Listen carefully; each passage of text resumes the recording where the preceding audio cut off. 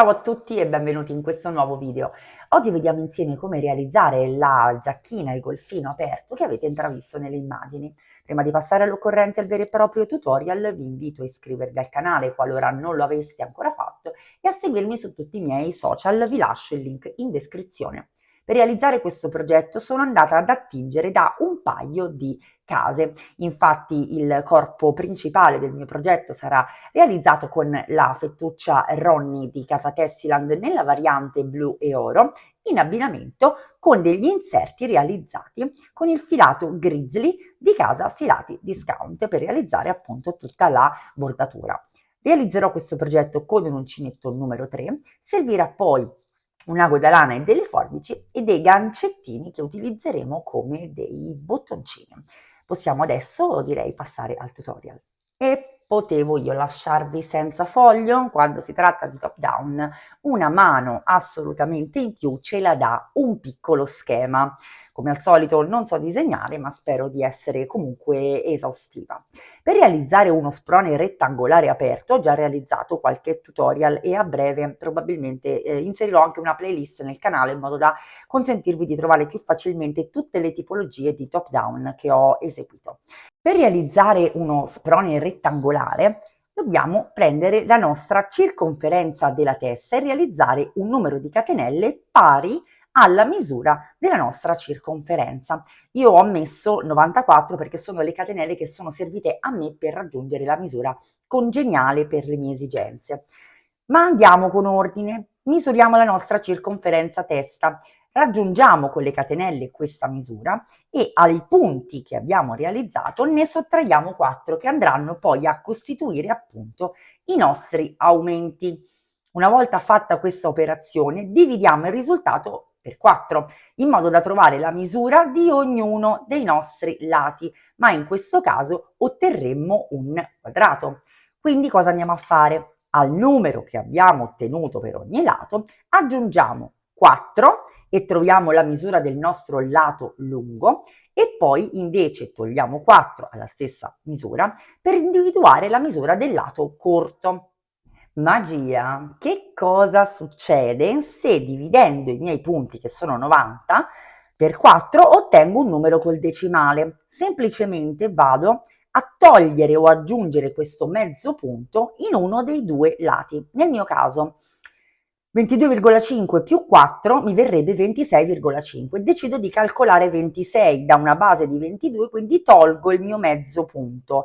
Ma questo mezzo punto lo devo andare a raggiungere dall'altra parte. Quindi 22,5 meno 4 viene 18,5. Vado ad aggiungere il mio mezzo punto e mi trovo 19. Vedete? Quindi io conto 22 in questo caso togliendo il decimale e nel lato corto invece vado a contare il numero 23. Dovendo andare a dividere però il mio sprone, perché sto realizzando uno sprone aperto, uno dei lati lunghi andrà ulteriormente suddiviso, quindi realizzerò una catenella e metà del mio lato lungo, quindi 13 punti, che nel mio caso è la metà di 26, 13 punti, un aumento costituito sempre da una maglia alta, una catenella e una maglia alta nello stesso punto e poi procedo con il lato corto, lato lungo completo che vedete sempre 26, aumento il lato corto e concludo con la seconda metà del primo lato lungo. Non ho fatto altro che dividere il 26 in due parti separate. Ed eccolo qui, in rappresentazione fisica. Quindi vedete che abbiamo il lato lungo diviso in due e a questo punto, dove ho messo i marker, andrò ad eseguire gli aumenti, vado a realizzare sulla catenella 3 maglie aggiuntive, filo sull'uncinetto, entro nella quarta dallo stesso e inizio il mio giro di maglie alte. Ho realizzato le mie 13 maglie alte, mi trovo al marker dove realizzo l'aumento, filo sull'uncinetto, entro e realizzo una maglia alta, una catenella e nello stesso punto realizzo una maglia alta. Porto avanti i miei marker, quindi questo lo farò in ogni giro e lo vado ad inserire infatti dove ho lo spazio catenella appena realizzato tra una maglia alta e l'altra e vado avanti punto su punto. Ora ne ho da realizzare 26 che sono quelli del lato lungo. una maglia alta in ogni punto fino ad arrivare al marker, aumento, una maglia alta in ogni punto fino ad arrivare al marker, realizzo l'aumento e continuo maglie alte in ogni punto, marker, aumento sul marker e poi continuo con le mie maglie alte punto su punto fino ad arrivare alla fine del mio giro. Una volta terminato il giro mi alzo con le 3 catenelle e ripeto la stessa operazione punto su punto andando ad aumentare ogni volta dove ho l'aumento sottostante. All'interno dello spazio catenella andrò a realizzare una maglia alta, una catenella ed una maglia alta, in modo tale da far crescere la mia lavorazione fino a raggiungere l'altezza dello sprone che desidero. Nel mio caso mi fermerò circa a 18 centimetri. Ho quasi raggiunto l'altezza del mio sprone, sono quasi a 18 centimetri e vado a misurare invece la parte anteriore e quella posteriore, perché come deve corrispondere poi il sottomanica, dovrà corrispondere anche la nostra circonferenza. Nel mio caso misura 31 centimetri.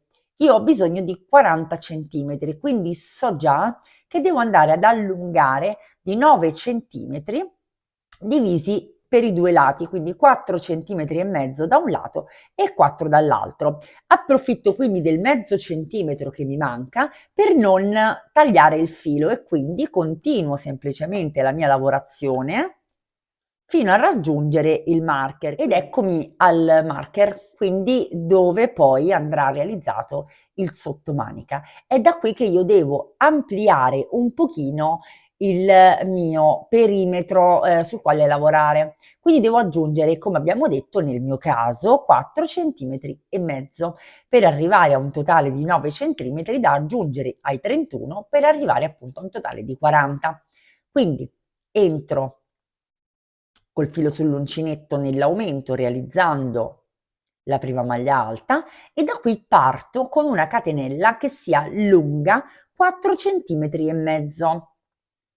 Mi sono servite 7 catenelle, filo sull'uncinetto ed entro nello spazio catenella dove ho proprio il marker della parte opposta realizzando una maglia alta.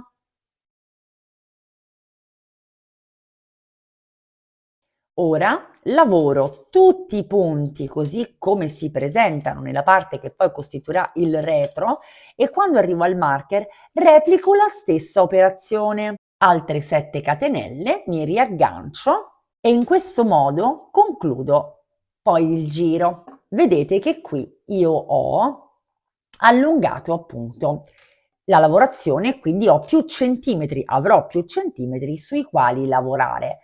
Da questo punto in poi procederò in giri, come vedete, abbiamo l'inizio e la fine perché il nostro sprone in questo caso resta aperto e quindi giri di andata e di ritorno fino a raggiungere l'altezza che desideriamo.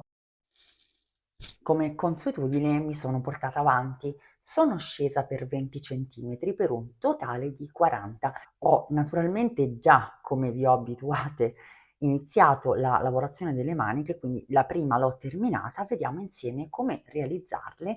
Mi aggancio in un punto del sottomanica con l'uncinetto, prendo il filo di lavorazione, lo incorporo e realizzo 3 catenelle. Inizio con l'interpretazione dei punti, una maglia alta in ogni punto disponibile. È importante non tirare il lavoro anche perché dopo i primi 2 giri andremo ad indossare la nostra giacchina per capire se è necessario fare qualche diminuzione per la nostra manica oppure no. Ed eccoci alla fine del nostro giro. Ora abbiamo 2 opzioni. O ci chiudiamo nella terza catenella con una maglia bassissima e proseguiamo in giri lavorando punto su punto le maglie come si presentano fino a raggiungere la lunghezza delle maniche che desideriamo, oppure per eliminare la cucitura, una volta realizzata la prima maglia alta, filo sull'uncinetto, ci agganciamo alla terza catenella e realizziamo una maglia alta, eliminando di fatto la nostra chiusura. Procedendo da questo momento in poi abbiate l'accortezza di marcare il primo punto sempre in giri a spirale, quindi senza chiusura. Io opterò per questa seconda soluzione e quindi proseguirò lavorando le maglie così come si presentano fino a raggiungere la lunghezza che desidero. Ho avuto l'accortezza di andare a misurare man mano la mia giacchina e in alcuni punti ho realizzato 4 diminuzioni. Quindi a un certo punto, quando il braccio inizia ad assottigliarsi, sono andata a restringere leggermente, ma questo solo perché trovavo l'indosso un pochino più agevole. Le diminuzioni andranno semplicemente ripartite lungo un giro e poi si continua tranquillamente a scendere lavorando punto su punto.